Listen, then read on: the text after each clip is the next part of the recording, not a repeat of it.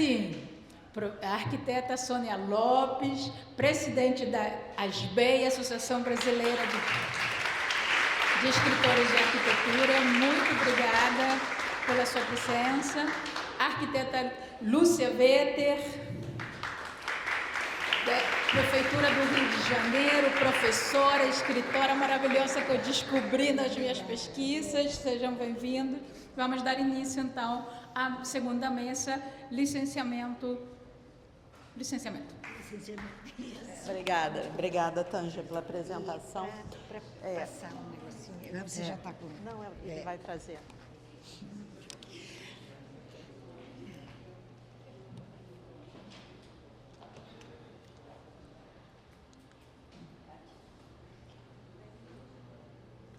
Bem, boa tarde, pessoal. Não é essa apresentação, é a outra, tá? Eu fiquei muito na dúvida do que falar. A gente não sabia exatamente se era um público mais experiente, menos experiente. Essa. E o tema é muito amplo, então eu escolhi fazer um recorte em que a gente refletisse um pouco sobre responsabilidade e oportunidade. E aí quase que o Jerônimo acaba com a minha palestra, né? Porque ele veio puxar exatamente a questão da responsabilidade. Aí eu comecei a ficar nervosa ali atrás. Eu falei, gente, vamos falar tudo, não vai sobrar nada para eu falar. Então, bem, primeiro eu vou me apresentar. Meu nome é Sônia Lopes, eu sou arquiteta desde o século passado. É melhor a gente não falar sobre esse assunto. E tenho mestrado em preservação do patrimônio histórico, especialização em gestão e fiz doutorado em administração. Bem, todos são arquitetos aqui? Sim, maioria arquiteto. E a gente fala sempre do arquiteto, a gente pensa no projeto. E esse projeto que está tão recortado agora, né, que também foi um tema que trouxeram. Então, muitas vezes, quando a gente pergunta, né, qual é o tipo de projeto, você tem que perguntar também em que pedaço do projeto a pessoa está trabalhando. E muitas vezes se perde essa ideia do todo. E para alguns profissionais, você acaba tendo uma responsabilidade que é setorial. E essa responsabilidade setorial, ela também gera um retorno setorial, né? Então, esse mercado que veio partindo do trabalho do arquiteto, e você às vezes fica até sem saber como cobrar aquele pedacinho, porque eu estou sendo contratado só para aquele pedacinho. E eu acho que ao longo do tempo, os arquitetos teve aí uma geração que fugiu da responsabilidade, né? Fugiu do se responsabilizar pela compatibilização do projeto, fugiu da responsabilidade, às vezes até de fazer o projeto de licenciamento, e isso vai desvalorizando a gente no mercado. Não tem como manter essa posição valorizada no mercado se ao mesmo tempo a gente foge da responsabilidade. Não são todos, obviamente, existem exceções, mas a gente percebe que tem muita gente no mercado, colegas nossos, que não assumem, não querem assumir essa responsabilidade. E nós somos profissionais liberais, a gente vai ver o que isso quer dizer, né? Quando a gente fala, desconfigurou tudo, gente, estava lindo, estava tudo numa fonte bonitinha, sabe, desconfigurou tudo. Aí, arquiteto, tem toque, né? Aí eu vou parar a palestra e vou lá arrumar os slides. Então, a primeira coisa, o que quer dizer quando a gente fala que nós somos profissionais liberais, né? Profissional liberal não é a mesma coisa que autônomo, né? O autônomo é uma forma de trabalhar, né, em que ele não é CLT, ele presta um serviço sem estar vinculado a empresa nenhuma, mas o profissional liberal, ele é definido basicamente por esses 3 elementos: formação e registro, responsabilidade e liberdade de vínculo. Quando a gente fala da responsabilidade, né, e aí eu trouxe isso exatamente para a gente puxar esse fio, Se a gente tem autonomia técnica... Ah, você não vai tirar foto desse slide feio, Rita. Você não vai fazer isso comigo. Pois é. Não, mas é que tinha efeito. Eu estou preocupada com o que vai acontecer com os efeitos, entendeu? O que entra primeiro, o que entra depois. Vai ser um caos quando chegar lá. Então, a gente tem a questão da responsabilidade, que se eu sou capacitado tecnicamente, né, se eu tenho uma formação e um registro, eu sim preciso ser responsabilizado pelo que eu faço. E posso responder de forma civil e criminal por erros e falhas cometidos. E a gente sempre olha para isso com certo medo, né? Imagina um recém-formado olhando para isso e dizendo, ai meu Deus, né? Só que, ao mesmo tempo que isso é uma responsabilidade, também é para a gente uma oportunidade, né? Porque é aí que está o nosso diferencial. Nós somos habilitados tecnicamente e nós, sim, podemos ser responsáveis por determinadas ações. Então, eu posso ser o responsável pelo projeto, eu posso ser o responsável. A letra era assim, tá, gente? A fonte lá do outro slide era assim. E eu posso ser responsável também pela obra. E isso para a gente é responsabilidade, mas é oportunidade. E eu tenho que dizer isso para o meu cliente. Na hora que eu vendo o projeto, eu tenho que dizer isso para o meu cliente. Eu tenho que estar muito ciente do que é essa minha responsabilidade como profissional em relação à legislação, em relação a cada escolha que eu faço no projeto. Eu tenho que assumir isso para eu também conseguir dizer para ele que isso faz diferença, que essa é uma das diferenças dele contratar um arquiteto e não um outro tipo de profissional. Porque, no final das contas, todo mundo acha, né, todo mundo, os outros lá fora, que não estão aqui dentro, eles acham que a arquitetura é uma profissão linda. Eu queria muito ser arquiteto, minha sobrinha está estudando arquitetura, né, então é um pouco isso, né? Então, e muitas vezes acham que só ter bom gosto, né, faz o arquiteto. Então, a gente precisa falar mais da responsabilidade que a gente tem e abraçar mais essa responsabilidade. Bem, e aí tem a nossa responsabilidade que precisa ser registrada. Eu preciso fazer o registro de responsabilidade técnica, que é o documento que vai registrar a autoria e essa responsabilidade do arquiteto sobre os serviços que ele presta. Pode ser obra, pode ser projeto. E isso também é responsabilidade e é oportunidade para a gente, se a gente sabe vender essa nossa responsabilidade. E aí, se eu tenho RRT, eu consigo emitir a minha CAT, a minha certidão de acerto técnico, que vai concentrar, né, vai ser meu currículo oficial, vamos chamar assim, registrado de tudo que eu fiz. E isso é responsabilidade e é oportunidade. Porque a CAT vai me ajudar na hora que eu faço, eu vivo dizendo isso nos cursos que eu ministro para jovens arquitetos, né? Tem muito arquiteto que não faz RRT. Eu estou fazendo interior, então eu não preciso fazer RRT. Precisa, né? Ele precisa ter esse registro do que ele fez ao longo da vida, para aproveitar melhor oportunidades que apareçam. E ainda tem um que eu descobri há não muito tempo que existia, que é o RDA, que é o Registro de Direito Autoral, que a gente também pode, né? Eu vou registrar um projeto, uma ideia, e isso é principalmente uma oportunidade, até porque esse registro não é obrigatório. Mais um ali que está tirando foto do slide feio. Bem,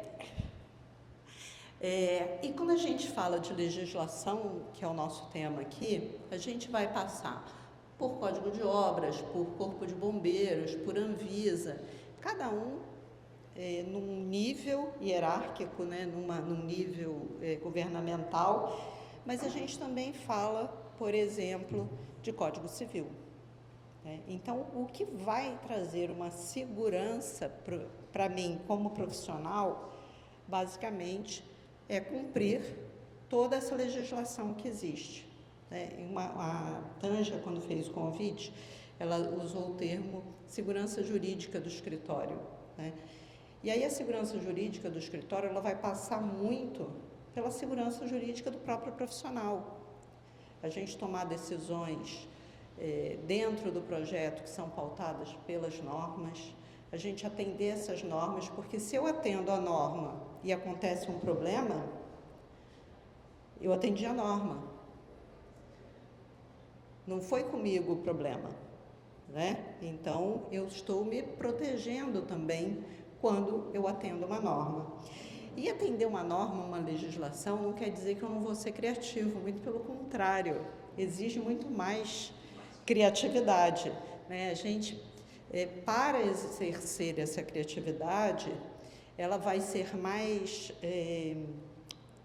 desafiante para a gente quando a gente tem limitadores.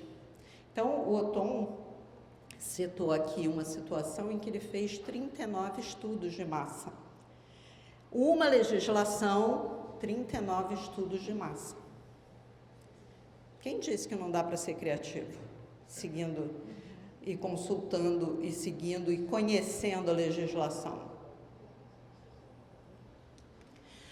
Bem, e aí entra, por exemplo, uma coisa que nos afeta, e aí falando de segurança jurídica do escritório, né, o termo que a Tanja usou, quando a gente fala de Código de Defesa do Consumidor, e a gente fala do Código de Defesa do Consumidor como se fosse lá para a Apple, né, para os outros, para a padaria, que tem lá o livrinho pendurado do lado, mas serve para a gente também. Nós também estamos sujeitos ao Código de Defesa do Consumidor. Então, eu trouxe esse trechinho aqui para a gente que diz que é considerado prática abusiva colocar no mercado de consumo qualquer produto ou serviço em desacordo com as normas expedidas pelos órgãos oficiais competentes. Então, um exemplo, Anvisa, né, mas se for uma situação que não tenha uma norma, um órgão específico, vale a BNT. Vocês conhecem todas as normas que estão em torno do nosso trabalho? Quantos aqui já acessaram as normas depois que o CAL criou o acesso? Né? 2, 3, 4, 5, 6, 7. Pois é. Olha quanta gente a gente tem aqui, só 7, ou os outros são muito tímidos, e eu prefiro acreditar nisso, que os outros são tímidos e não levantaram o braço. De modo geral, o brasileiro não tem o costume nem de ler manual e nem de ler as normas. Vamos seguir mais um pouquinho. Quando a gente fala das normas técnicas, a gente está falando da BNT, que acredito que todos conheçam, e das normas brasileiras. Aqui tem uma lista do essencial que a gente precisa conhecer. Então, logo a primeira, que é a NBR 16636, ela fala das etapas de projeto. Então, eu vou dizer uma coisa para vocês. Se vocês botam no contrato, vou entregar um projeto completo para o cliente, e para esse projeto eu vou cobrar X mil reais, X mil dinheiros, você pode cobrar em real, em dólar, em euro, né? Vamos sonhar. E aí, o que o cliente pode exigir de você? Tudo que está escrito na norma. E eu garanto que é muito mais do que você entrega. Sem ver o que você entrega, eu garanto que é muito mais do que você entrega. Aí você também pode colocar no contrato, eu vou entregar estudo preliminar, anteprojeto e projeto executivo. E não descreve, não diz o que você vai entregar. O que você tem que entregar? Tudo que está escrito na norma. O teu cliente pode exigir isso. E a maioria dos nossos colegas não entrega nem metade do que está escrito na norma. Então, eu vejo, principalmente os arquitetos muito jovens, muito preocupados em ter contrato, em ter um advogado para fazer o contrato, em ter um modelo de contrato. Você não tem um modelo de contrato para me dar, para me emprestar, né, para me vender, qualquer coisa. Acontece o seguinte, gente, o advogado ele vai dar a forma do contrato, vai dizer que na primeira parte tem que ter identificação, depois tem que ter tal coisa, tem que ter as exceções. Quem recheia o contrato é você como profissional.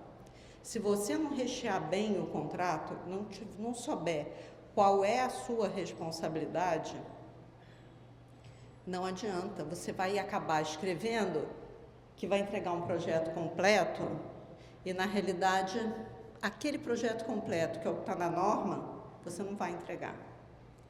E você não descreveu, o advogado não sabe qual é o recheio do contrato. Só você sabe qual é o recheio do seu contrato. Especifique, deixe isso muito claro. Aí a gente tem uma norma de representação gráfica, que ela continua existindo, não é coisa do século passado que ficou lá, tá? Ela continua existindo. A gente continua tendo que indicar onde é o corte, para que lado o corte está olhando, tá? Isso não caiu de moda, não é coleção... Só o normógrafo que deixou de ser usado. A gente tem a norma de acessibilidade, que essa é famosa, né? As pessoas gostam muito de falar da norma de acessibilidade.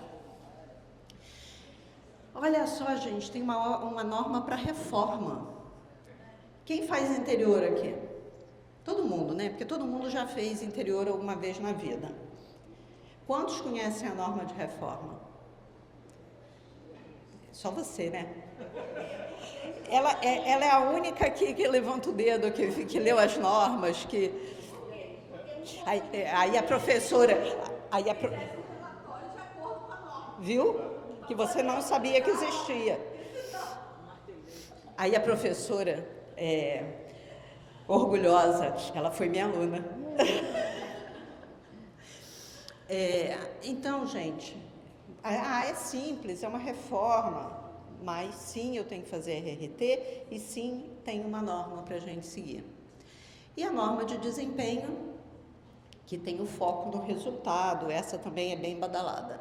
Mas além dessas, tem um monte, tá, gente? Tem norma para fazer piscina, que o nosso amigo da piscina teve aqui, tem de avaliação, tem um monte de normas que não falta. A gente precisa entender que normas afetam o nosso trabalho. Às vezes tem 3, 4 também. Exatamente. Bem, e aí quando a gente fala do projeto, eu gosto muito de mostrar esse desenho, tá? Porque a gente fala do projeto e normalmente engenheiros e arquitetos em língua portuguesa, eles falam na realidade do produto, porque ele diz, eu entreguei o projeto, o que você entregou?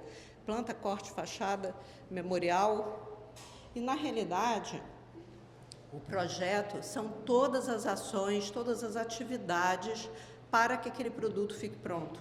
Então, quando a gente fala, por exemplo, em gerenciar projeto, a gente está falando... Opa!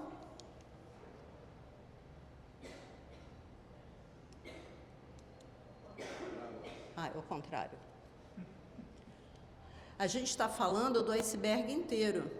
E o que o cliente vê é só o que está da linha d'água para cima. E aqui embaixo tem um monte de norma que a gente precisa conhecer. Tem a legislação do terreno, né? Tem toda a legislação do Corpo de Bombeiros. E para fazer este produto, a gente precisa conhecer muito mais coisa. E o cliente não tem visibilidade disso. A gente precisa dizer para ele. E a gente vai dizer para ele na hora da venda, na hora da precificação. Então, quando eu vendo, eu já preciso vender pensando no que eu vou entregar. Então, se aqui eu preciso fazer um projeto de licenciamento, eu já tenho que dizer para o cliente aqui que tem uma responsabilidade minha em relação ao licenciamento. E o que eu estou dizendo para vocês é que o projeto em termos de gerenciamento de projetos, de atividades do projeto, ele começa antes de você vender, antes de você fechar o negócio. Esse período aqui de iniciação é o período que a gente está fazendo precificação e venda. Fechamos o negócio, entramos numa etapa de planejamento, depois o desenvolvimento do produto. Aqui a gente tem estudo preliminar, anteprojeto, projeto executivo, aquilo que a gente está familiarizado, entreguei para o cliente, eu preciso extrair lições aprendidas, porque isso funciona como experiência anterior para a próxima precificação que eu vou fazer. Então, no planejamento, é um momento em que eu faço um mapeamento de todos os requisitos. Eu já faço uma prévia na iniciação, porque para fazer a precificação e a venda, eu faço um pré-planejamento do projeto, eu preciso passar por alguns itens para precificar bem o meu projeto. No planejamento, eu vou mapear os requisitos, restrições, e aí eu vou mapear legislação, eu vou mapear a parte de legislação ambiental também, porque eu começo a trabalhar, tem um conjunto de informações, de dados aqui, que eu vou usar para desenvolver o meu projeto, que são as etapas que a gente conhece. Então, isso não só faz parte do planejamento, do bom desenvolvimento do projeto, mas isso precisa ser vendido para o cliente. Porque quando eu mostro isso, quando eu estou, primeiro eu preciso estar seguro disso. Quando você entende que você tem uma baita responsabilidade, você não vai achar o seu projeto caro na hora de falar para o cliente o preço. Porque eu vejo um monte de arquitetos com vergonha de dizer preço, com vergonha de vender, e acham caro. Quando eles calculam o preço, dizem, nossa, tá caro. Aí eu vou dar aí dá o desconto antes do cliente pedir. Aí depois apresenta a proposta para o cliente e diz para o cliente assim, olha, mas a gente pode negociar. Ele nem acabou de dizer o preço, ele já está abrindo a negociação com o cliente. Óbvio, se eu não estou convencida de que o meu preço é justo, eu não vou conseguir vender esse projeto pelo aquele preço. Então, muitas vezes você precisa fazer a conta, né, de quantas horas eu gastei mesmo ali para entender que você não está cobrando caro por aquele projeto, que ainda tem a tal da responsabilidade. Quando eu vendo, eu preciso, então, vender a responsabilidade, deixar claro o que precisa ser feito, o que precisa ser contratado. Um outro problema é o seguinte, isso aconteceu com um cliente meu, arquiteto, que ele vendeu para o cliente dele um projeto de uma casa, e ele disse projeto completo, é o que aparece. E para complicar a vida dele, ele ainda usa, quando ele faz uma planta de pontos de elétrica, que ele só marca os pontos de elétrica, ele chama planta de elétrica. Vocês já viram o que aconteceu, né? Aí o cliente queria o projeto de elétrica, o projeto de hidráulica, o projeto de estrutura. E com razão, porque ele não vendeu de uma forma correta. Então, quando eu falo da nossa responsabilidade, né, vamos entender o que a gente faz, vamos entender a responsabilidade do que a gente faz, para a gente conseguir vender isso melhor.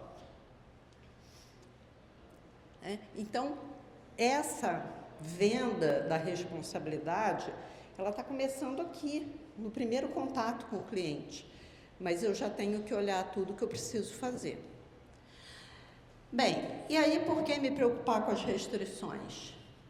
Se eu estou desde o início entendendo quais são as restrições, tudo que o cliente gostaria de ter, né, todos os requisitos dele, todas as restrições legais, né, tudo que as normas me exigem, me pedem para fazer, eu vou evitar retrabalho, porque eu já vou trabalhar numa direção correta. Eu vou assumir responsabilidade pelo que efetivamente eu vou fazer. Então, se eu vou fazer obra, a minha responsabilidade é a obra. Se eu vou fazer o projeto, a minha responsabilidade é o projeto. Não é porque eu fiz o projeto que o cliente diz assim, será que não dá para você fazer uma RRT de obra, que eu vou chamar o seu Zé ali para construir? E aí você faz a RRT para não se indispor com o cliente. E a responsabilidade sobre isso que você tem? Pois é. Você está assumindo qualquer responsabilidade, inclusive sobre o pessoal que está lá trabalhando. Vícios ocultos. Evita a denúncia do contratante no conselho. Vocês não têm ideia do número de denúncias que existem, né? E não é só no CAU do Rio, no CAU de São Paulo, no CAU do Amazonas, né? E a maioria porque o contrato ou não existia ou ele estava muito mal escrito. E não é problema de advogado, é problema do arquiteto que não recheou o contrato da forma que deveria. Define bem as etapas do projeto e um fluxo de trabalho bem resolvido com o cliente, permite a precificação correta e conduz à elaboração de um contrato adequado. Bem, a responsabilidade não é um fardo, mas a sua maior oportunidade. Assumir o controle de suas escolhas hoje é o que constrói o sucesso que você colherá amanhã. Eu gostei dessa frase, mas ela não é minha.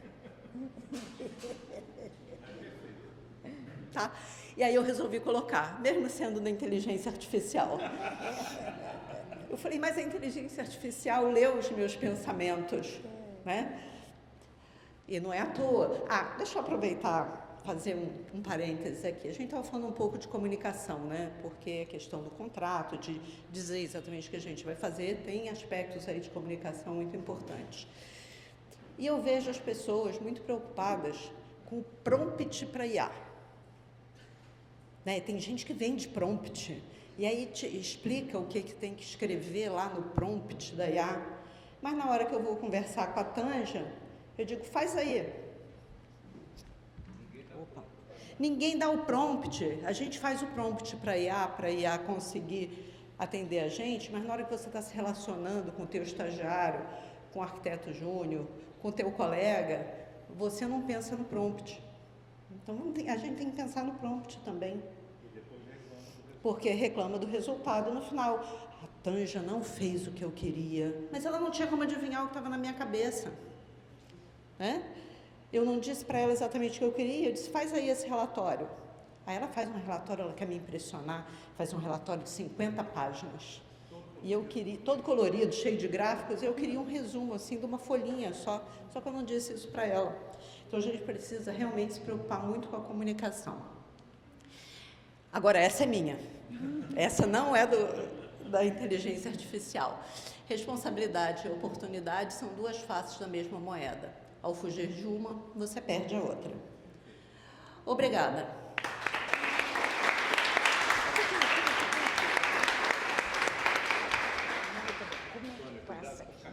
Eu já percebi. Porque senão eu vou dar um show aqui.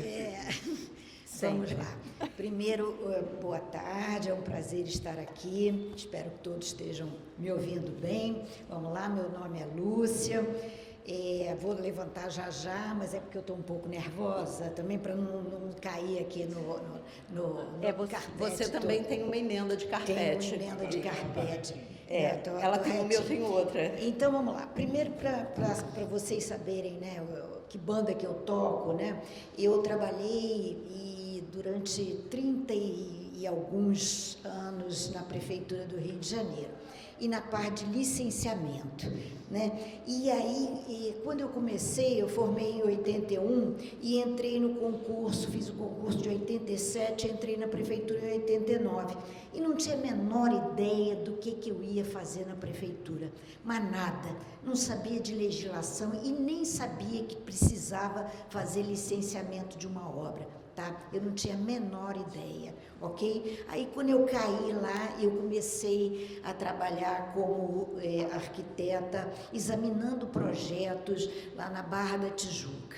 Aí eu vi que a banda tocava mais embaixo. Tá? E hoje em dia eu sou aquela que sou ferrenha de que você tem que saber do que você vai fazer na sua vida. Tá? Então, você tem que saber como arquiteto, você tem que saber o que você vai fazer, que obra que você vai fazer. Ah, mas eu só vou botar uma lajezinha ali tem um prisma, eu vou botar uma laje ali porque está pingando aí. Você sabe lá se você pode licenciar essa laje? Ah, mas não tem problema, eu faço aquela laje lá e aí depois o cara vê lá, e o cara vai vender, aquela casa está com aquela laje, não está licenciada, não pode licenciar aquilo, vai ter que pagar mais-valia, mas a mais-valia não está aberta, então é uma encrenca só. E aí eu fui saber também, lá em 89, que eu não sabia que na faculdade de arquitetura eu fiz a FAO, né? E lá eu não sabia de legislação, não tinha essa história de legislação. Mas como assim? Né? Eu não sei nem se hoje na faculdade vocês têm, não tem também.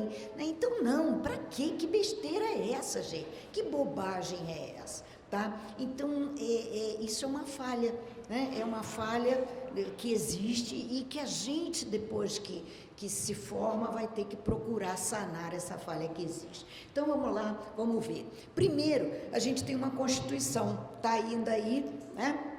Essa Constituição Federal, e ela dita preceitos básicos, que a gente vai dar uma olhadinha. A gente tem o Estatuto da Cidade, que a gente precisa saber conhecer, e a gente tem as leis complementares municipais, lei orgânica, plano diretor, decenal, projetos urbanos, e a gente ainda tem os decretos federais, estaduais e municipais. Calma aí, tá, gente? Vamos lá, como é que eu passo isso? Sônia, me ajuda aqui.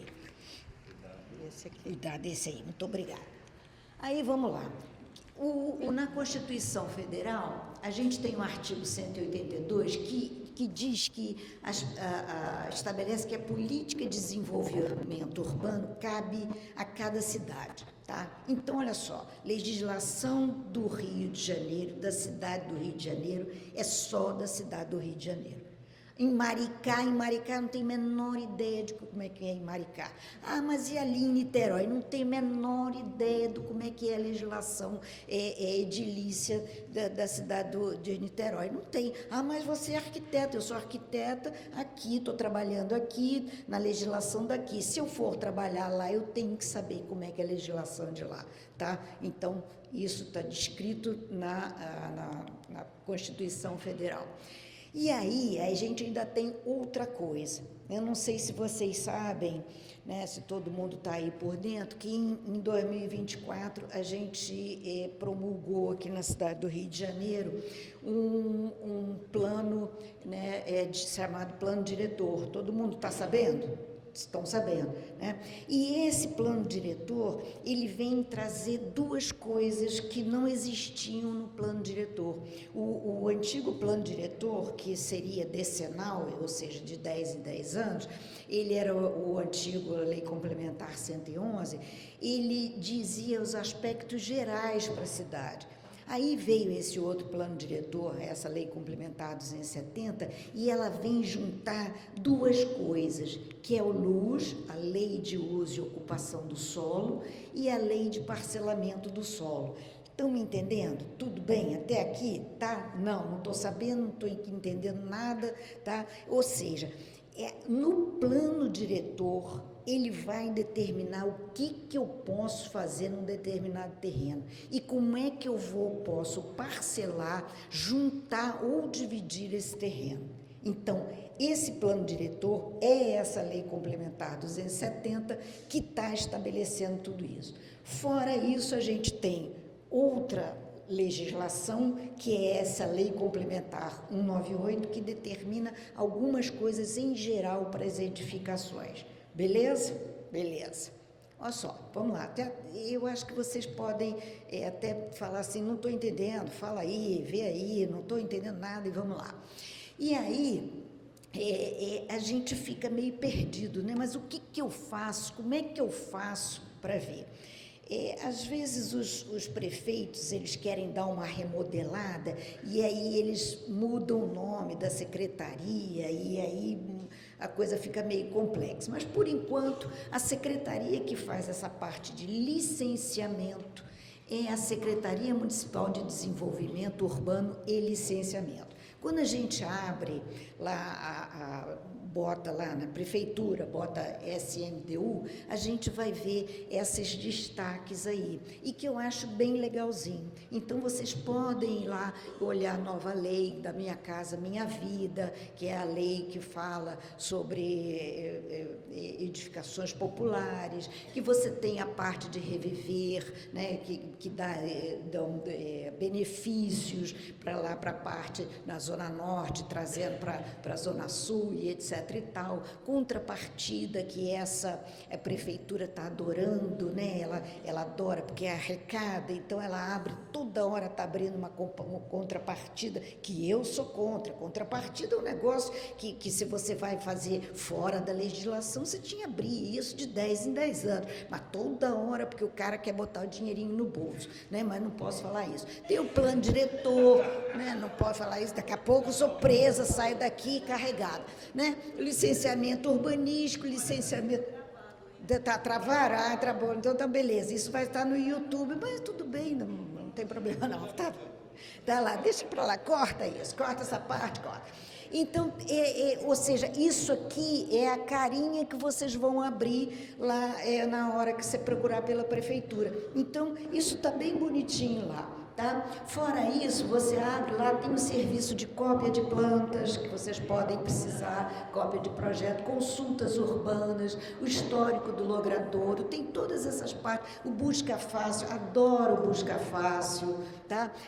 Acervo de PA, PAL, o que é PA, PAL? Projeto de aprovado de alinhamento, ou seja, que é a largura do logradouro, projeto às vezes de loteamento, ou se o terreno teve um remembramento, um desmembramento, tudo isso vocês têm, às vezes pelo logradouro, até pelo número do projeto, se você tem, onde eu vejo isso? No registro de imóveis. Então, eu acho mesmo, gente, não sei se vocês que trabalham, essa parte da prefeitura está bem desenvolvida, né? Porque você não precisa, antigamente, na minha época, né, a gente tinha que ir lá no 10º andar, pegar o projeto, abrir, aliás, eu trabalhei no arquivo de projeto com a velha Ana Nassif, que já faleceu há 500 anos, e eu trabalhava com aqueles projetos antigos, abria aquilo no papel dela, aquelas coisas todas, mas boas lembranças, né? E aí você tem toda essa estrutura, a estrutura da tal chamado de subclu, que é a parte de urbanismo, a subclá, que é de licenciamento ambiental, na subsecretaria de planejamento urbano, e o IRPH, que é o nosso parte de preservação do município, tá? Né? Que é bastante necessário. Beleza. E aí, a gente já botou, né, na legislação urbanística, tem a legislação bairro a bairro, que a gente vai abrir aqui para dar uma olhada, a legislação do Busca Fácil, que a gente fala, o Geopal, que você, inclusive, você clica no terreno, ele te diz qual é o número do projeto de alinhamento, do projeto de loteamento que tem ali. Então, tudo isso está bem acessível, você sentado dentro da sua casa, você consegue ver essa parte todinha, tá? E o licenciamento ambiental, né? Quando é que precisa do licenciamento ambiental? Quais são as atividades que precisam de licenciamento ambiental? Vamos dizer que você vai fazer uma farmácia, sei lá. Será que precisa dessa farmácia de manipulação? Vai precisar de licenciamento ambiental? Não vai precisar? Então, tudo isso você pode ter sem necessidade de você ir lá, tá? Ir ao local, que eu já acho que é um negócio legal. Eu também tive, deixa eu dar uma sentadinha aqui, eu também tive uma coisa bem legal para mim, né, assim como pessoa, além de eu trabalhar na parte de licenciamento urbanístico, me chamaram uma vez para eu trabalhar, e trabalhei 2 anos no licenciamento ambiental. E eu aqui dou minha cara a tapa. Eu primeiro achava que era uma besteira enorme. Podem brigar comigo, que eu achava licenciamento ambiental. Quando estava no urbanismo, licenciamento ambiental, que besteira, né? Aí, quando eu fui trabalhar no licenciamento ambiental, eu vi, meu Deus, como é necessário, né? Como eu preciso saber quantas árvores eu vou tirar, quantas árvores eu vou ter que plantar de novo, se eu posso ter aquele tipo de fábrica ali, se eu não posso ter. Então, como é a necessidade de você ter esse licenciamento ambiental? E os técnicos, né, botando para baixo do braço, né? São pessoas assim que para mim são poucas pessoas, né? Precisa ter um outro concurso público, também corta essa parte, né? Precisa ter um concurso público, porque as pessoas todas estão se aposentando, né? Estão indo embora, né? E assim, você precisa ter uma memória, né? Porque tudo isso está já na internet, mas você precisa ter alguma coisa de que um passe para o outro, né? E vai assim por diante. E não é para ter um resquício e todo mundo não. As pessoas querem difundir as coisas, mas é preciso ter gente. Às vezes você tem... quantos técnicos tem no centro da cidade? 3 técnicos para tomar conta de todo o centro da cidade. Quantos técnicos tem na Tijuca? 3 técnicos. Gente, não dá conta de fazer vistoria, de fazer licenciamento, meu processo está levando 5 meses para ver. Sim, tem 3 pessoas, a pessoa tem que fazer, tem que abrir processo, tem que fazer, enfim, aquilo tudo, tá? Então, vamos voltar aqui para...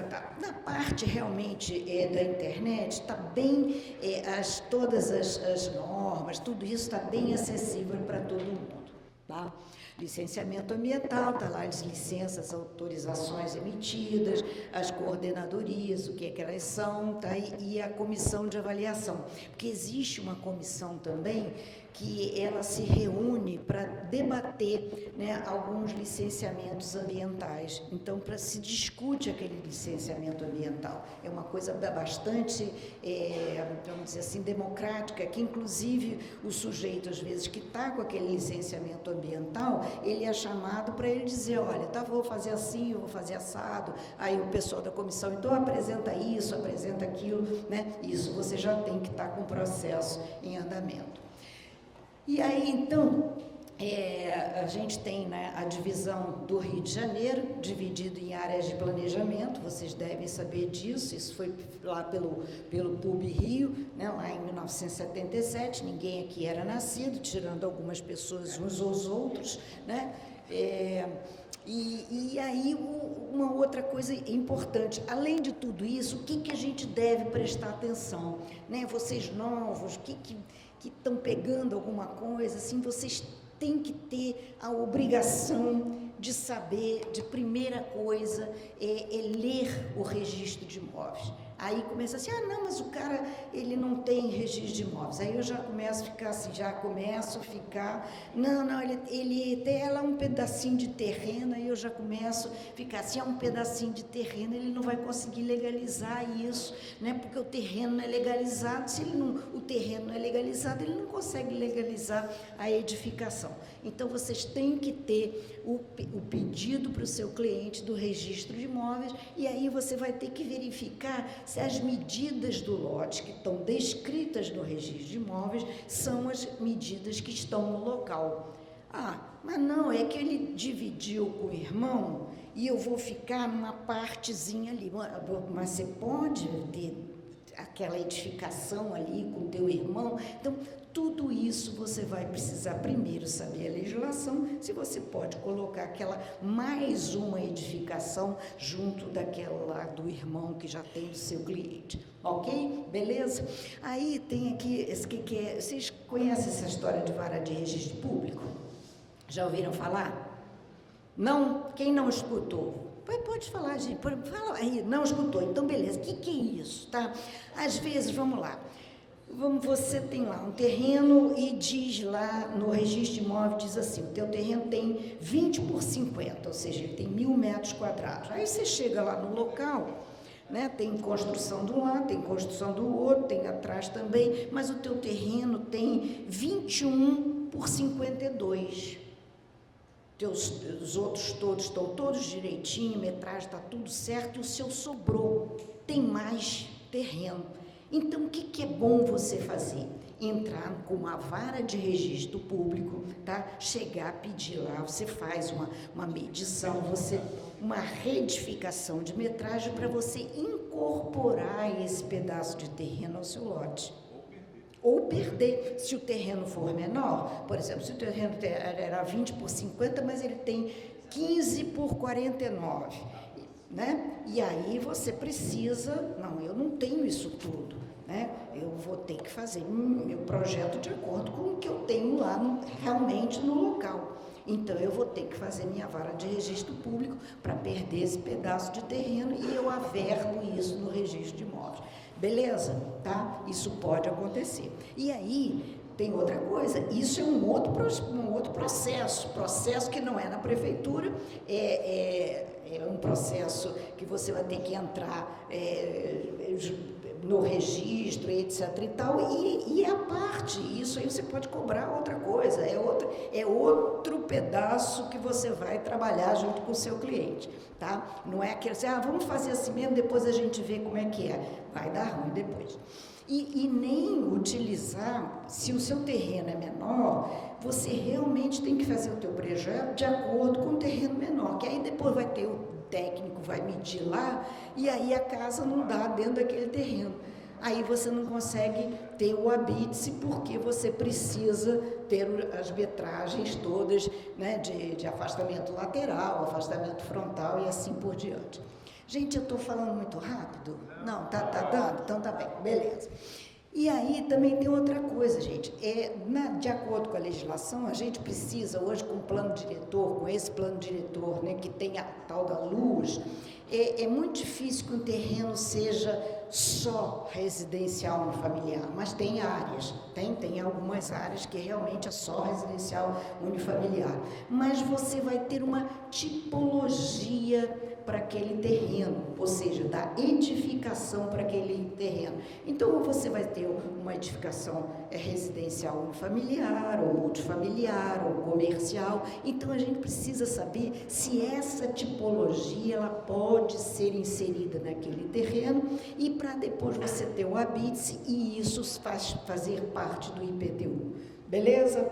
Até aqui tudo bem? Vamos nessa. Então, registro de imóveis está lá, vocês têm que observar o que está escrito. Ou aqui, por exemplo, aqui que está escrito construção e habite-se, tá? Você faz o licenciamento, você tira a licença dessa tua construção, depois o técnico vai lá, dá uma olhada, tá ok, tá tudo certo, o que você licenciou, foi construído, e aí você então averba isso no registro de imóveis. Só com essa averbação, só com o habite-se, a sua casa, a sua edificação, a sua loja, seja lá o que for a sua edificação, ela tem uma existência legal. Fora isso, sua casa não existe. Mas ela está lá desde que vovó fez a casa, vovô fez a casa, está lá. Está no registro de imóveis? Não. Tirou licença? Não. Eu tirei licença, mas depois eu larguei para lá. Está legalizada? Não está legalizada, tá? E aí, até pior, o cara foi, tirou a licença, fez bonitinho, né? Não tirou o habite, largou para lá, né? Tem as restrições da licença, mas ele ficou de saco cheio, foi embora, foi fazer outra coisa, e aí foi, então agora eu vou tirar o habite. Aí chega lá, tua licença já caducou, né, porque você largou para lá, e a legislação mudou, você não pode mais ter aquela casa ali. O que você faz? Você senta, chora, porque você não pode fazer mais nada. Mas a casa está lá, eu tirei licença. Não adianta, tá? Então, existe uma necessidade intrínseca de você, se você vai fazer alguma coisa, vai ser um responsável, vai fazer um projeto, você tem que saber quem é que vai licenciar esse projeto, como é que vai ser esse projeto. Se você está pensando no projeto, esse projeto atende à legislação, não adianta você vender para o teu cliente um projeto fabuloso, não, você faz aqui, 3 pavimentos, não sei o quê, mas não pode ter 3 pavimentos. Então, não adianta você vender isso para o cliente, você tem que ter, no mínimo, uma noção do que você pode fazer naquele local. Vamos lá. está aqui, babá, já falei. E aí o IPTU, né? Quando você tem o IPTU territorial e quando você tira a licença e você depois tem um habite, se você tem um IPTU que ele passa a ser de edificação. Mas você tem outra coisa, o IPTU andava tirando de benfeitoria, já pegaram isso? Você lê o IPTU, está dizendo assim, benfeitoria, por que é isso? Porque não tem o habite. O cara cobra sobre edificação, mas não existe o habite ali, tá? Então, e nem não adianta estar no IPTU, casa não sei o que lá, não adianta, porque se você não tem um habite, ou não você, exatamente, não adianta, não ter nada. Então, mas o meu registro de imóveis está escrito assim, prédio número 50 da rua Pinheiro Machado, ela existe? Existe.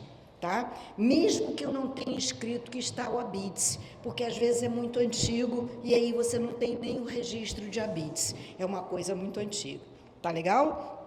Agora, não pode ser benfeitoria, se está escrito benfeitoria, é porque não existe. Vamos lá.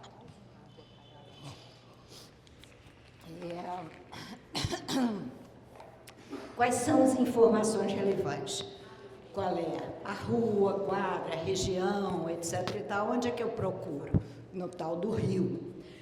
Zoneamento, onde eu procuro? Pela lei complementar, vamos mostrar aqui no Rio também. Topografia do lote, aclive, declive, as curvas de nível, onde é? Na planta cadastral ou aerofotogramática. Onde é que eu vejo isso tudo? Tudo na internet, tudo pelo site da prefeitura, você pode pegar isso tudo no site sem problema nenhum, tá? Vamos lá ver. O alinhamento também, no projeto de alinhamento, gabarito, tudo isso a gente vai ter todas essas especificações, a gente consegue ter isso no site da prefeitura, tirando o tal do RIU, Relatório de Informações Urbanísticas. Afastamento frontal, taxa de ocupação, também isso tudo é relevante para o licenciamento, tá? Uma água antes que eu tenha um ataque, um ataque geral, é que eu falo muito rápido, fico achando que o negócio está meio, né, paradão. E hoje em dia, na minha época, a gente fala na minha época, mas é mesmo, na minha época não existia essa história de superfície drenante, tá? Esse negócio de ter que deixar a água escoar, que besteira, passa uma cimentada tudo ali para ficar melhor, para não ter trabalho na hora de varrer o quintal, não é isso? Mas hoje em dia não pode, gente, tem que ter uma superfície mínima drenante, senão a cidade do Rio de Janeiro não vai aguentar o total, né? Tem que escoar, a água tem que entrar, tá? Tudo isso a gente vai ter na Lei Complementar 270, que é lá, mas a gente consegue ter isso também no Rio. Relatório de Informações Urbanísticas. E onde eu tenho afastamento lateral? Lei 198. E onde eu tenho prisma de ventilação, prisma de iluminação?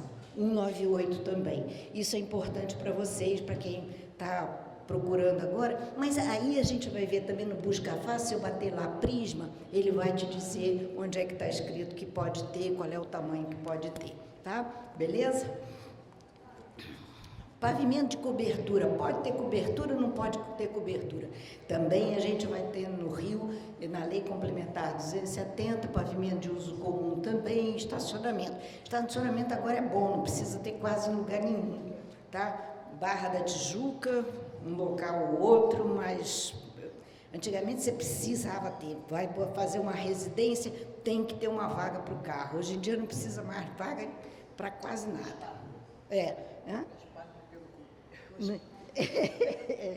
Né? Tá, agora não precisa mais nada.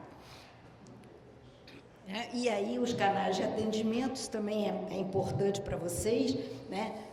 Desenvolvimento urbano, né? Plantão técnico que tem também, eu quero tirar uma dúvida, então pode ir no plantão técnico, onde é que eu vou? Tem uma rua lá no Leblon, né? Eu preciso conversar com algum técnico, então o Leblon também está se mudando lá para o centro da cidade, está todo mundo se mudando para o centro da cidade. Aí vamos colocar aqui também, parar de gravar para falar, né? Aqui. Antigamente, muito antigamente, muito antigamente, o licenciamento ele se concentrava numa rua chamada Erasmo Braga, lá no centro da cidade. Depois, quando fizeram o Piranhão, foi para o Piranhão uma parte do licenciamento, parte central, e aí começou a se... como a cidade foi evoluindo, né, foi aumentando, então começou Barra da Tijuca, né, teve até o Recreio, né, tem uma unidade de licenciamento no Recreio, aí teve unidade em Jacarepaguá, e ainda tem, né, e aí foi Lagoa, Tijuca e assim por diante. Só que por uma série de motivos, né, uma série de motivos mesmo, da parte de você manter um local desses, até pela segurança, né, a parte de segurança, pelo número de funcionários, né, você foi reduzindo, e aí está minguando o licenciamento como número de pessoas e como número de unidades está minguando. O Recreio já não existe há muitos anos, ele já estava junto com a Barra da Tijuca, ali na Ayrton Senna, né? E alguns outros locais, Tijuca, Centro e Botafogo, né? A Tijuca vai mudar agora, já mudou, né? Vai tudo concentrar ali no chamado Piranhão, no 10º andar, né?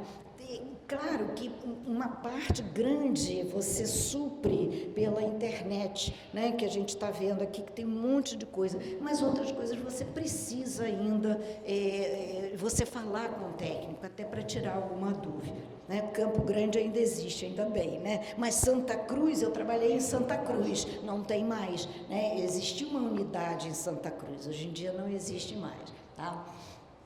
Então, vamos lá. Então, você pode saber, por exemplo, se você tem uma determinada edificação, se ela tem a BITS, tá? Se ela tem, antigamente você precisava ir ao local para consultar a caderneta de numeração, chegava lá o técnico, eu fui técnica de alinhamento, sentava lá, o cara pegava, queria saber se na rua fulaninha, número 50, tem a BITS, aí eu pegava aquelas cadernetas de numeração da Estrada dos Bandeirantes, eram três volumes da Estrada dos Bandeirantes, aí caçava o número, estava escrito, se alguém teve o saco, paciência, de escrever a BITS em tanto do tanto, senão você tinha que achar no processo. Então, você pode consultar pelo endereço, ou, se você tiver o número da certidão, é claro, tá? Você pode observar se tem uma BITS. E você vai ter toda a parte de protocolos e de você abrir processos pelo processo Ponto Rio, andamento de processos, e agora está tudo sendo concentrado no tal do SEI, tá? Eles estão migrando para essa unidade aí, né? E ninguém sabe ainda, nem os próprios técnicos aí, os próprios técnicos estão sabendo, porque está num limbo, tá? Estamos saindo do processo Ponto Rio para essa parte de processo chamado SEI. Mas isso, a gente espera que isso fique melhor daqui a um tempo, né? Porque é um processo, uma parte de transição, tá?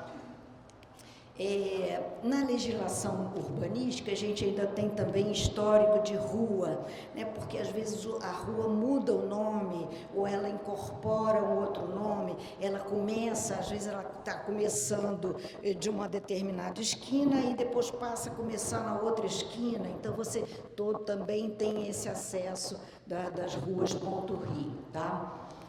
E aí eu peguei duas coisas que eu sou fanzoca, que é a consulta urbana, que é o tal do Rio, e o Busca Fácil, tá? São duas partes que eu acho que são essenciais para a gente. A consulta em mapa, que é o tal do RIO, que você abre e você, por exemplo, eu quero consultar a legislação aqui, por exemplo, que desse prédio aqui. Então eu abro lá, eu escrevo o número, ali está Cupertino Durão, mas seja lá o que for, eu boto o número, boto o nome da rua, boto o número e eu consigo clicar, né, exatamente naquele ponto. E eu vou abrir a página que vai me dizer exatamente tudo daquele terreno. Então eu vou ter onde é que eu tenho atendimento do GLF, da Gerência de Licenciamento e Fiscalização, onde ela está trabalhando, ela está lá no atendimento no Piranhão, no 10º andar, tá? Você pode mandar um e-mail, se você precisar tirar uma dúvida, etc. Tal, manda um e-mail. Ela vai te dizer uma planta cadastral, que você pode clicar na planta cadastral e ela abre, tá? Abre mesmo, você consegue observar as curvas de nível, você tem o projeto, ou não, né? Às vezes não tem projeto de loteamento e o projeto de alinhamento para aquela rua, tá? Você abre aqui, por exemplo, a cadastral, isso aqui a gente tirou dessa parte, lá clicando no número do projeto. E aí você tem qual é a zona, né? Já lá, ZRM2 da lei complementar, ela diz qual é a legislação, ela diz se tem limite de zona, ela diz se tem uma área de especial, se ela é uma ex, qual é o uso e atividade que ela tem, qual é o lote mínimo, ela já vai dizendo, e diz qual é a legislação que dá esse lote mínimo, tá? E que mais aqui? Ela ainda vai dizer mais, coeficiente de aproveitamento básico. Ai, Lúcia, o que é isso? Não sei se vocês sabem que hoje em dia até o 5º ano é grátis, né? Então, assim, até, para não cair, até 2009 não paga nada, ok? 29, desculpa, 2029. Até 2029, tudo bem.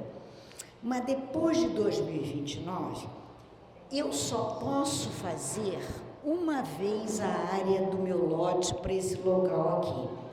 Se eu quiser fazer 3,5 vezes o meu lote, eu vou ter que pagar esse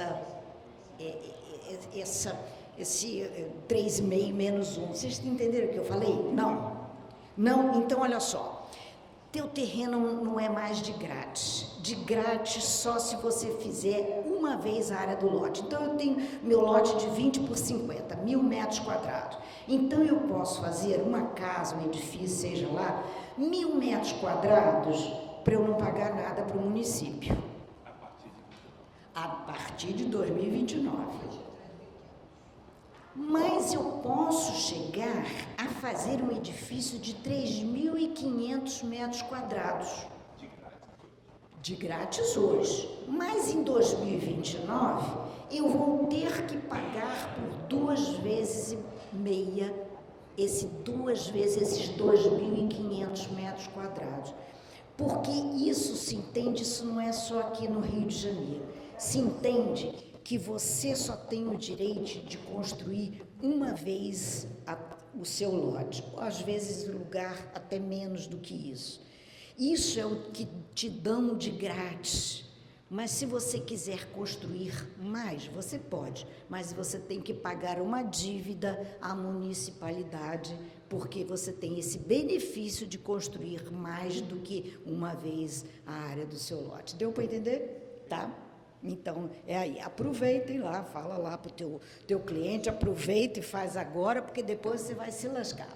Aí ele já vai te dizer qual é a taxa de ocupação, qual é o afastamento frontal. Aqui, por exemplo, gabarito, essa legislação do plano diretor, ela, em geral, ela estabelece uma altura máxima e um número de pavimentos, e a legislação anterior, ela só dava o gabarito, não dava uma altura máxima. E ela ainda vem dizer qual é a superfície mínima drenante, ou seja, 20% da área livre do lote, né, livre mínima. Por exemplo, você vai ter... você tem uma taxa de ocupação de 50%. 20% desses 50% que você tem área livre, você tem que deixar como superfície mínima drenante, ou seja, você não pode colocar piso nenhum, tá?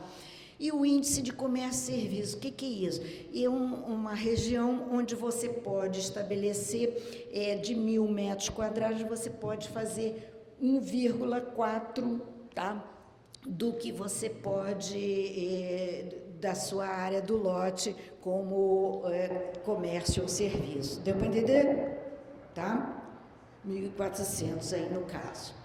E aí você tem outras coisas também, isso tudo no Rio. Você só clicou lá, você não precisou ir falar com o técnico, aquele cara chato, mal-humorado, meio fedido, que não é não, tá todo mundo bonitinho, direitinho lá. Você vai dizer, tem APAC, aí você clica no APAC. Por quê? Porque o APAC pode dizer que você não pode ter determinada coisa, ou você não pode ter um determinado bem tombado ali do lado que você tem que observar. Tudo isso você vai ter aqui determinado no seu relatório de informações urbanísticas. E ainda tem que ter os bens tombados, né? Vai que você está num bem tombado, vai que você quer fazer uma reforma, eu só queria fazer uma reforma, mas o seu bem tombado, coitadinha de você, o bem tombado ele pode ser municipal, pode ser federal ou pode ser estadual, tá? E aí você vai ter que tirar a licença, não só a licença, até para, né, vamos dizer que se ele for no IFAM, pobre, coitado de você, você vai ter que tirar a licença na Secretaria de Urbanismo, mas você vai ter que também ter o licenciamento do IFAM para você conseguir fazer isso, tá? Bom, aí, gente... você entra lá no seu plano diretor, que eu não vou entrar aqui agora, não, só botei aí para a gente ver. E aí, assim, a gente precisa... mas eu não quero ir falar com o técnico. Tudo bem, então você vai ter que ter alguém que faça esse licenciamento para você, sem problema nenhum. Mas você não pode não conhecer a legislação. Você, se vai fazer o projeto, você tem que ter uma ideia do que você pode fazer lá. Não adianta você vender para o seu cliente que você pode fazer 5 pavimentos se você só pode fazer 11 metros de altura, 3 pavimentos. Então, é necessário, mas você paga depois a mais-valia. Às vezes você tem um bem tombado do lado, você tem um IFAM e você não consegue licenciar isso. Então, é necessário você ter isso. E muito dessas coisas todas, você não precisa sequer sair de casa, você consegue resolver isso aqui pela internet, tá? Então, olha só, falei muito, não sei se expliquei alguma coisa, para mim foi um prazer estar aqui, tá? Espero que vocês tenham um ótimo vida aí profissional daí para diante, tá? Muito obrigada.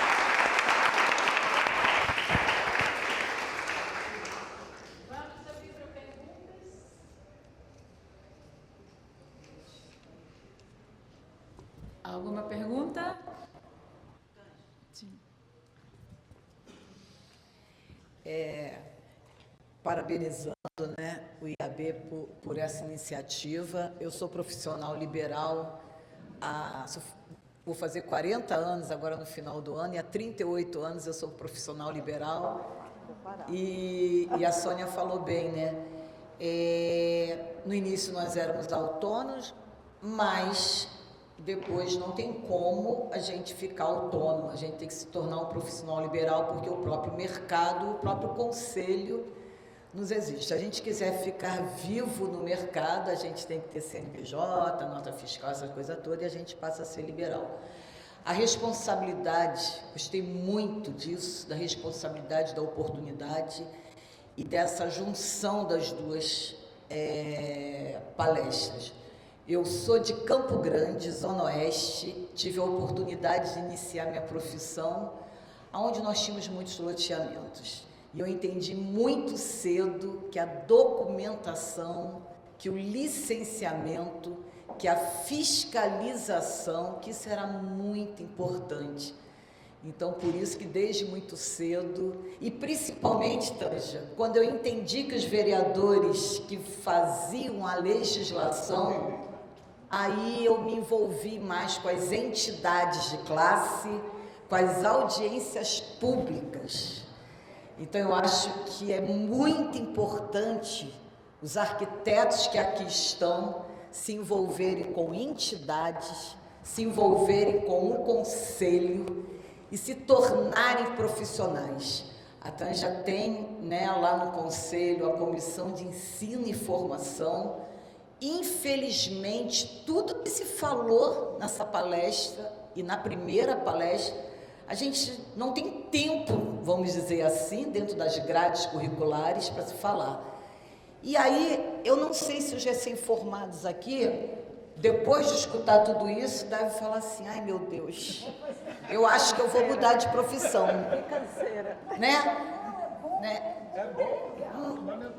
Mas não mudem não, gente. É muito bom quando a gente entrega um habite averbado no RGI. E quando as pessoas falam assim, mas Marta, você sobreviveu da arquitetura? Gente, eu consegui me aposentar pelo INSS esse ano, como arquiteta. Então, consegue sim, mas...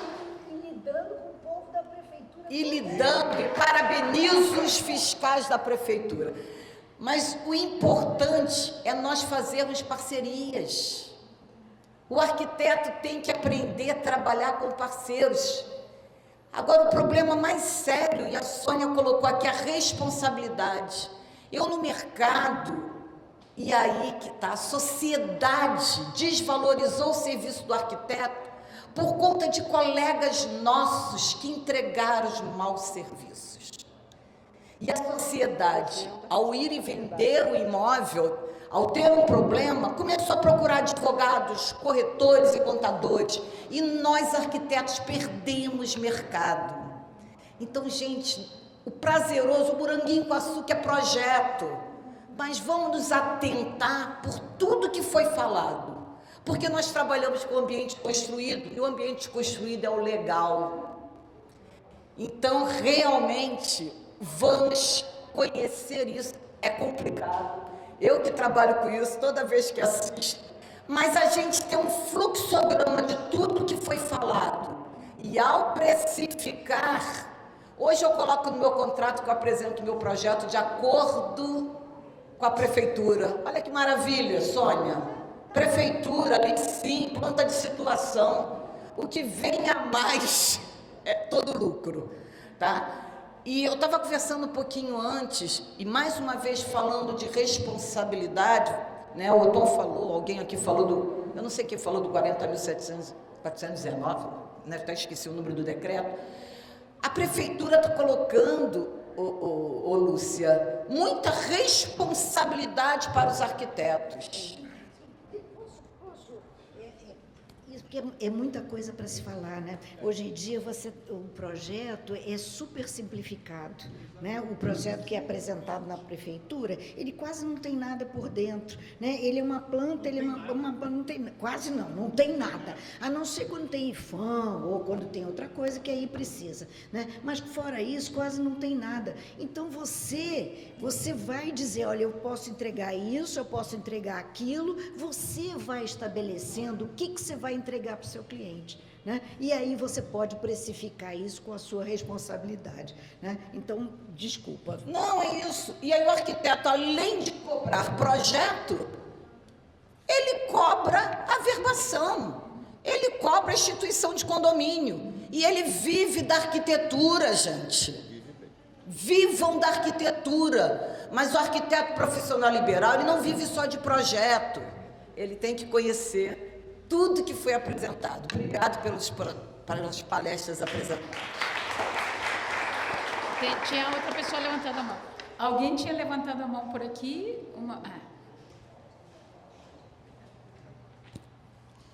Então, boa tarde. Foi muito bom. Eu, antes de tudo, vou parabenizar as duas palestrantes aí, que trouxeram uma contribuição muito relevante, né? Eu não sou uma recém-formada, naturalmente, e eu acho que eu vim aqui me reciclar um pouquinho, né? E achei muito pertinente, de bastante conteúdo. E não é para desanimar mesmo, tá? O depoimento da colega ali foi maravilhoso e preciso, né? A nossa atividade profissional, ela vai mesmo muito além só de uma boa solução de projeto, que é fundamental, e sem ela a gente não vai adiante. Mas a gente não vai adiante só com ela. Bom, mas a minha pergunta é tão bobinha. Lúcia, a respeito do Rio, você falou de endereço, rua, número, e, na realidade, o formulário, ele aceita também, quando a gente está apenas com um loteamento, com lote, com quadra, porque a gente foge das áreas mais periféricas. Eu imagino que a gente ainda não tem, às vezes, Você pode pesquisar no Rio, você não tem nada, né? Então, muitas vezes, você não tem nada. Você pega lá, abre lá no...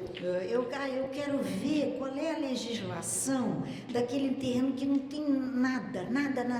Você clica só ali na testada da rua ali, quando você tem, e ali abre toda a legislação para você. Tá? PAL, projeto de aprovado de loteamento, se tem, se não tem, desmembramento, tudo isso vai abrir ali. Então, não precisa você ter uma escritura, você não precisa ter um registro de imóveis, não precisa ter absolutamente nada. Se você quiser aqui, em qualquer lugar da cidade do Rio de Janeiro, tanto em Campo Grande, Santa Cruz, se tiver edificação ou não tiver edificação, o Rio abre tudo para você ali, tá? Dando toda a legislação ali para você. Tá? É o mapa, abre o mapa e ele abre tudo. Como? Nova Iguaçu já não é mais, tá vendo? Por quê? Porque é outro município, entendeu? Então, assim, é só para a cidade do Rio de Janeiro.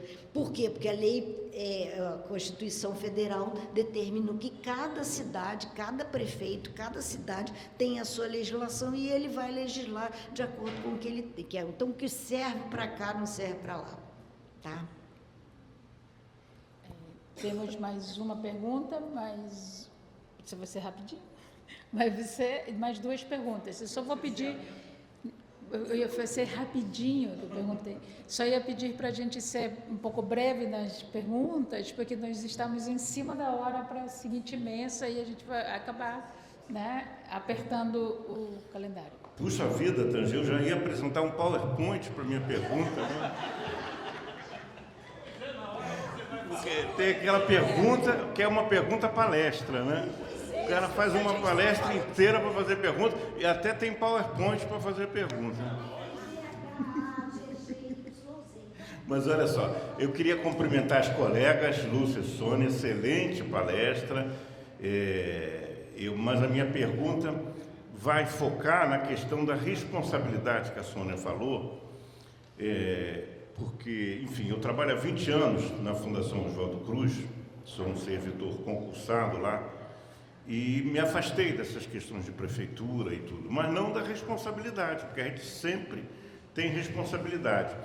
E entendo também, e isso faz parte do nosso código de ética, que eu tive a oportunidade de colaborar na primeira gestão lá em Brasília, todos nós somos profissionais liberais. É um pouco mais amplo esse conceito. No seguinte sentido, o arquiteto ele tem que ter autonomia de trabalho. Pode ser um servidor público. Eu tenho um chefe, tenho um diretor, mas eu vou dizer em algum momento, não, isso eu não posso fazer. Porque eu tenho a minha autonomia profissional. Assim como o médico fala na autonomia do médico, o arquiteto tem a mesma coisa. É só visitar o nosso código de ética, que você vai compreender isso. Então, a pergunta se refere justamente ao ponto que você colocou. A responsabilidade, que eu acho que é o ponto central para você até se defender do cliente e dizer, não, mas eu vou ser o responsável. Sou responsável pela obra, sou responsável pelo projeto, tenho responsabilidade. Então, você fez um link, né, sobre essa questão de responsabilidade e oportunidade. Então, só para você aprofundar um pouco mais isso, que eu achei isso muito interessante. Obrigado. Obrigada pela pergunta, Jerônimo. Você está corretíssimo a questão do profissional liberal. Todo arquiteto é profissional liberal. sendo que ele pode exercer de forma autônoma, funcionário público, né? Pode ter uma empresa, pode ser um empresário, embora o arquiteto não goste de se autodenominar um empresário, porque ele acha que é feio, vai para o inferno, mas pode ser CLT e ele continua sendo um profissional liberal. Bem, eu estava assistindo um médico falando que estavam questionando sobre a consulta ser cara. E ele estava defendendo exatamente a partir desse ponto de vista da responsabilidade, né? A responsabilidade é grande, então ele precisa ser remunerado pela responsabilidade. A gente escutando o médico falar, e vocês se imaginando numa mesa cirúrgica com a barriga aberta, né? As tripas para fora, né? Aquela coisa assim, você acha muito óbvio isso, né? Que o médico tem que ser bem remunerado, porque ele está ali cuidando da vida, né? Então, muitas vezes a gente se vê como, vê colegas pensando exatamente da mesma forma, inclusive valorizando mais o médico do que o próprio trabalho, né? E aí eu comecei a construir um pouco esse pensamento de que quando você vende, eu já falava muito, deixa eu dar um passo atrás, eu já falava muito da importância de você ser didático no momento em que você vende o projeto para o cliente, né? Então, aqueles primeiros encontros, né, com o cliente, você dizer o que você faz, porque está abaixo da linha d'água, naquele iceberg, e o cliente não tem a menor ideia do que você faz. O cliente não tem a menor ideia do número de reuniões que você faz para fazer uma compatibilização de projeto. Inclusive, compatibilização é uma das coisas assim mais terríveis, porque se você faz bem, ninguém viu o que você fez. Se você não fizer, aí vão lembrar que você tinha que fazer. Mas quando você faz um bom trabalho, ninguém sabe que você fez a compatibilização. E você sofreu ali, né, com aquele monte de projetista complementar. E a gente, muitas vezes, não diz isso para o cliente. A gente não mostra para ele essa nossa responsabilidade. E isso passa a ser um diferencial do arquiteto. Se eu assumo essa responsabilidade, e eu não queria falar de tempo de formada, mas as meninas já falaram aqui, então eu vou me juntar ao grupo. Eu me formei em 89. Quando eu me formei, a gente fazia projeto e a gente fazia coordenação de projetos. Os escritórios que eu trabalhei, que eu fiz estágio, primeiro escritório que eu trabalhei, segundo escritório, a gente fazia coordenação e compatibilização de projeto. Não tinha gerenciadora no pé da gente, a gente fazia esse trabalho. E esse foi um espaço que a gente perdeu, porque os arquitetos começaram a ter medo, sei lá, acharam que dava trabalho, acharam que não era um trabalho nobre o suficiente, né, que o trabalho nobre é só a criação, e perdeu esse espaço. E aí depois o arquiteto reclama da gerenciadora. Era um espaço que ele ocupava. E ele deixou. Então, assim, quando a gente olha de outra forma para a nossa profissão, a gente identifica, inclusive, novos espaços que a gente pode ocupar. A gente pode fazer o EVTEA, a gente pode fazer um detalhamento, a gente pode fazer compatibilização, a gente pode fazer um monte de coisa, né, se a gente abrir resolução 21, não é? Tem que colar aqui com o pessoal do CAL. Se a gente abrir a resolução 21, quantas coisas a gente pode fazer? 60 e tantas coisas que a gente pode fazer. Pois é, está no link, né? Então, acessem o link. Então, a gente acaba não ocupando o espaço que a gente poderia ocupar. Então, acho que quando a gente assume a responsabilidade, a gente consegue ter mais oportunidades dentro da própria profissão.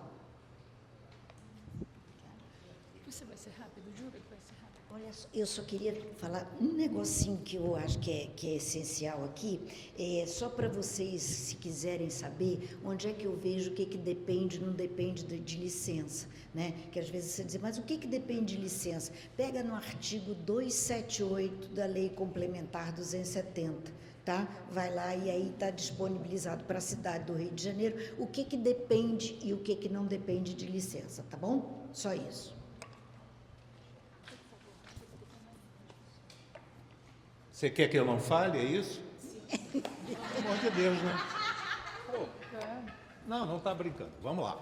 Eu acho que as duas palestras, tanto a de vocês quanto a anterior, traz para nós uma responsabilidade que você falou muito bem, Sônia, que é uma preocupação que eu acho que todos os colegas que estão aqui têm que realmente pensar na sua atividade profissional. Por que eu estou falando isso? Na questão inicial, quando se falou da questão de avaliação, de estudo de viabilidade, não se fala na universidade sobre isso.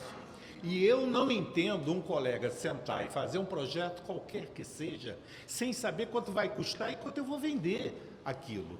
Da mesma forma, a questão da responsabilidade no gerenciamento, no projeto, em tudo que se faz, e aí entra na questão que você muito bem explanou aqui, toda esse cabedal de importantes legislações que nós temos que entender. Isso tudo reflete a nossa multifacetada profissão, porque é uma realidade. Se você não souber o que é o mercado, se você não souber quais são os custos construtivos, se você não souber a legislação, a gente entra, né, meio que em Nárnia, né, como a gente fazia na universidade. Que o professor chegava, olha, imagina que você tem um terreno, você pode fazer o que você quiser. Eu quero que você faça um prédio residencial, mas quanto que eu posso fazer, qual o tamanho? Não, isso não tem. Não, esquece. Qual é a pergunta, Abreu, por favor? Oi? Qual é a pergunta? Eu estou comentando e vou fazer a pergunta. Dá licença. Então, a grande questão, e o que eu quero perguntar, em especial a Lúcia, e é uma preocupação hoje que o nosso Conselho tem tido, com uma preocupação muito eficiente junto aos órgãos públicos, a questão de a contratação de profissionais, os concursos públicos, né? Qual é a tua expectativa? Você viveu dezenas de anos ali dentro. Eu acho que você tem uma visão interna muito maior. Tem muitos colegas da minha turma que também atuam na prefeitura, e eu acho fundamental que a gente traga essa discussão para o CAL, para o IAB, para todos os colegas, porque isso é vital. Sem isso... A sociedade tem que fazer pressão, né? Todos os órgãos têm que pressionar que tenha um concurso público. E isso também faz parte de uma coisa de dizer que o funcionário público não presta, que o funcionário público não quer nada, que ele nem vai lá, né? Ele nem quer, nem aparece. Apareceu meio-dia, o sujeito está indo para cá, para lá.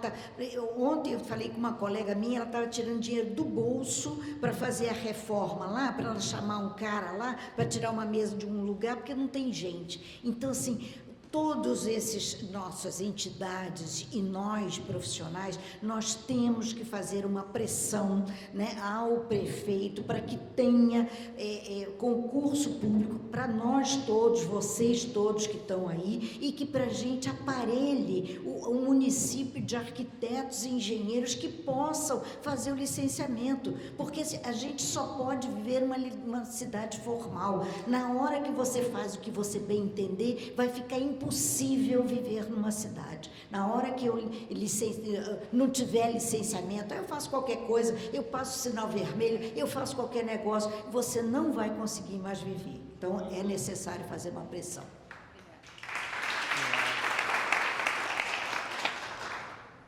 Boa tarde, eu sou Antônio, queria agradecer, sou arquiteto, e agradecer, né, o que eu participei aqui. Eu vou ser breve também, devido ao tempo. Pelo que eu ouvi a nossa diretora do CAL falar, eu vou complementar, né? Uma frase que eu cheguei aqui e vim pensando nela. Eu não sei quem criou essa frase, eu vi num determinado lugar que diz o seguinte: não correr risco é o melhor caminho para o fracasso. Então, quer dizer, é um incentivo para os jovens que estão chegando na arquitetura aí, os estagiários, os recém-formados, né? Que a gente realmente tem que persistir. E tem um determinado momento que eu vejo que essas legislações, quando elas vão sendo aprimoradas, elas parece que vêm no sentido contrário, porque as pessoas primeiro, os desinformados, eles impõem as suas construções e depois a gente tem que se adaptar ao que eles fizeram. Errado nas casas onde eu moro, tem muito disso, compra e venda, arbitrário.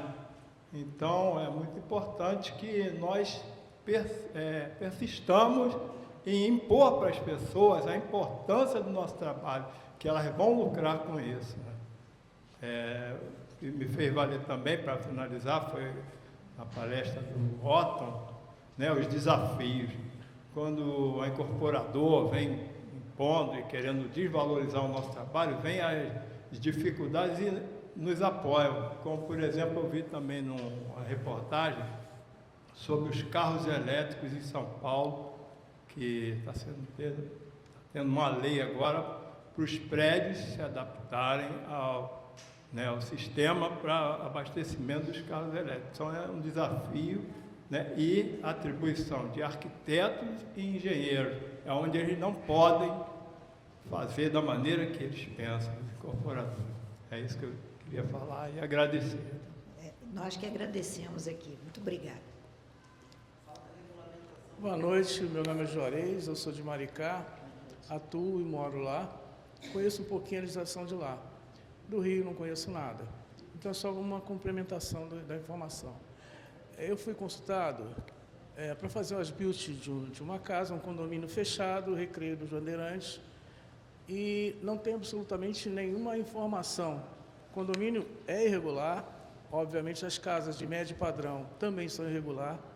A pergunta é a seguinte: clicando lá, eu vou ter acesso a essa área, a esse condomínio, especificamente a essa casa? Vamos lá. Se o condomínio, vamos lá, condomínio, você pode ter condomínio de várias coisas, né? E vamos dizer, ele é um loteamento irregular. Aconteceu muito no Recreio dos Bandeirantes, em Campo Grande também, em Santa Cruz. O que eu tinha? O cara tinha um terreno, eu gosto muito de 20 por 50. O cara tem um terreno de 20 por 50, ele abre uma ruazinha, que não é ruazinha, ele abre um acessozinho, ele divide em lote que não podia ter, vende lá as casas, as pessoas compram e pronto. Você vai legalizar? Se a legislação não permite que tenha aquela ruazinha ali e fracionar isso, não vai legalizar nunca. Aí como é que vai fazer? Não vai fazer. Ah, mas e aí a prefeitura? Não tem como, não tem como.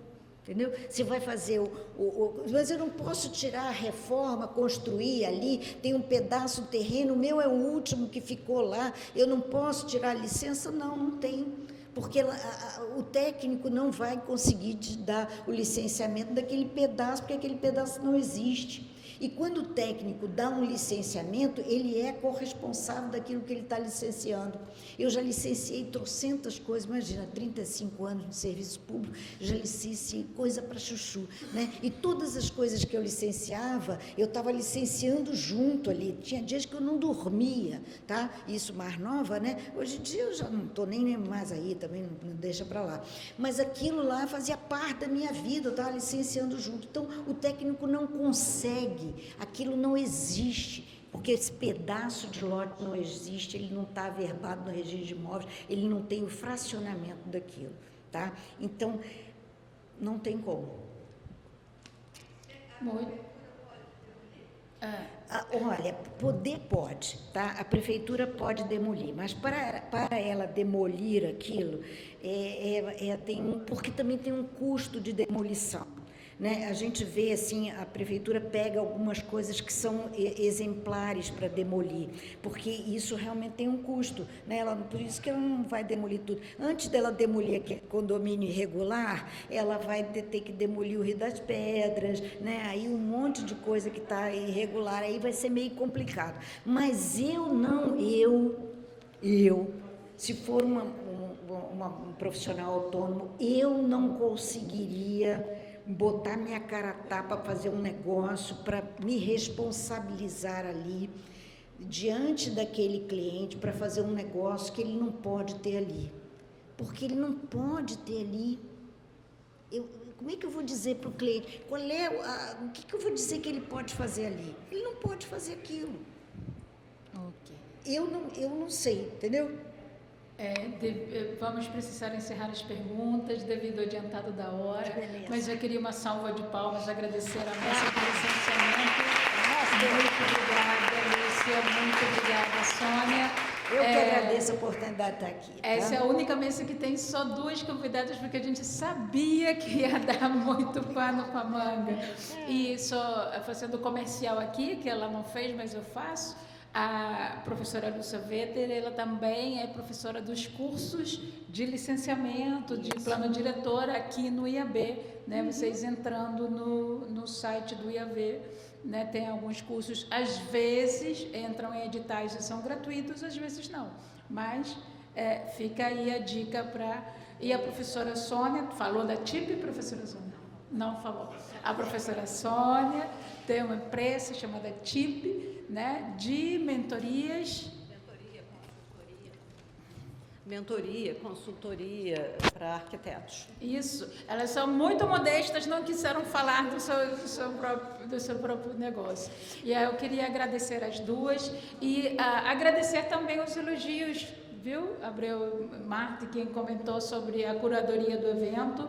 O evento tem 2 meses, né, que estamos organizando e, de fato, as mesas e os temas foram pensados e curados de forma que se costurassem entre si e que atendessem o anseio dos arquitetos que se viram nos 360. Obrigada. Eu queria só reforçar o convite para o Salão Rio de Interiores. Sim, Salão de Interiores,